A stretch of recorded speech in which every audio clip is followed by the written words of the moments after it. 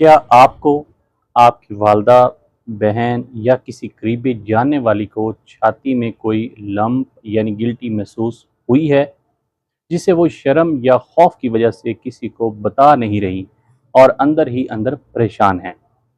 हमारे माशरे में आज भी छाती से मुतल्लक मसाइल पर बात करना एक टैबू समझा जाता है, और इसी शर्म की वजह से पाकिस्तान, इंडिया और बांग्लादेश में ख़वातीन डॉक्टर के पास तब पहुंचती हैं जब कैंसर आखिरी स्टेज पर होता है।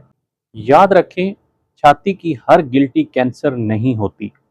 आज की इस वीडियो में मैं आपको बताऊंगा कि एक आम गिल्टी और कैंसर की गिल्टी में क्या फ़र्क है, इसकी शुरुआती अलामात क्या हैं, और अगर खुदा न खास्ता कैंसर हो भी जाए तो मेडिकल साइंस और फार्मेसी से इसका मुकम्मल इलाज क्या है, जिस इलाज को करवाने के बाद आप 100% सेहतयाब हो सकते हैं। बिस्मिल्लाहिर्रहमानिर्रहीम। अस्सलाम वालेकुम। मैं हूं आपका हेल्थ केयर प्रोफेशनल डॉक्टर सताम सैन, और आप देख रहे हैं हमारा यूट्यूब चैनल मेडिसिन पॉइंट। नाजरीन, सबसे पहले इस खौफ को दिमाग से निकाल दें कि सीने में बनने वाली हर गिल्टी कैंसर है। मेडिकल रिसर्च के मुताबिक 80% गिल्टियाँ बिल्कुल नॉर्मल होती हैं, जिसको हम फाइब्रो एडिनोमा या पानी की थैलियाँ, जिसको सिस्ट कहा जाता है। ये ऐसी प्रॉब्लम है जो अद्वियात या वक़्त के साथ खुद ठीक हो जाती हैं। तो फिर कैंसर की गिल्टी की पहचान क्या है? यहाँ 4 ऐसी ख़तरनाक अलामात हैं जिन्हें कभी नज़रअंदाज नहीं करना चाहिए। पहली अलामत, सख्त और बेदर्द गिल्टी।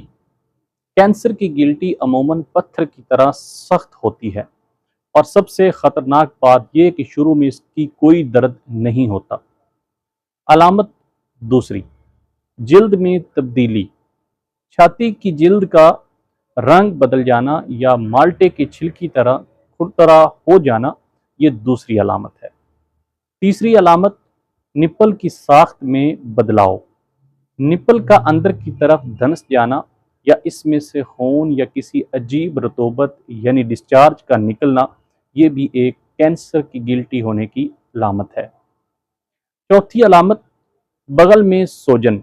बाज़-औक़ात छाती की बजाय बगल यानी आर्म पिट में गिल्टी बन जाती है, क्योंकि कैंसर के सेल्स लिम्फ नोड्स तक फैलना शुरू हो जाते हैं और बगल की तरफ जाना शुरू कर देते हैं और वहाँ भी फैल जाते हैं। अब आते हैं इसके हल और इलाज की तरफ। इसे हम तशख़ीस और ट्रीटमेंट में तक़सीम करेंगे। तशख़ीस, स्क्रीनिंग एंड अर्ली डिटेक्शन। छाती के कैंसर से बचने का वाहिद और सबसे बड़ा हथियार अर्ली डिटेक्शन यानी बर वक्त तशख़ीस है। हर ख़तून को महीने में एक बार अपना खुद मुआयना यानी कि ब्रेस्ट सेल्फ एग्जामिनेशन ज़रूर करना चाहिए। शीशे के सामने खड़े होकर या लेट कर चेक करें कि कोई गैर मामूली तब्दीली तो नहीं आ रही। इसके अलावा 40 साल से ज़ायद उम्र ख़वातीन को साल में एक बार अपना मैमोग्राम यानी छाती का मखसूस एक्सरे लाजमी करवाना चाहिए, चाहे उन्हें कोई गिल्टी महसूस हो या ना हो। कैंसर का मेडिकल एंड फार्माकोलॉजिकली ट्रीटमेंट। लोगों को लगता है कि ब्रेस्ट कैंसर का मतलब मौत है, हालांकि अगर ये पहली या दूसरी स्टेज पर पकड़ा जाए तो इसका 100% इलाज मुमकिन है। इसके इलाज में सर्जरी और शुआएं के साथ साथ अद्वियात भी दी जाती हैं, जिनका एक बहुत बड़ा किरदार है इस कैंसर को ख़त्म करने के लिए। कीमोथेरापी, ये मखसूस अद्वियात होती हैं जो कैंसर के सेल्स को मारती हैं। लोग कीमोथेरापी के साइड इफ़ेक्ट जैसे बाल गिरना या उल्टियां आना से इतने डरते हैं कि वो कीमोथेरापी नहीं करवाते।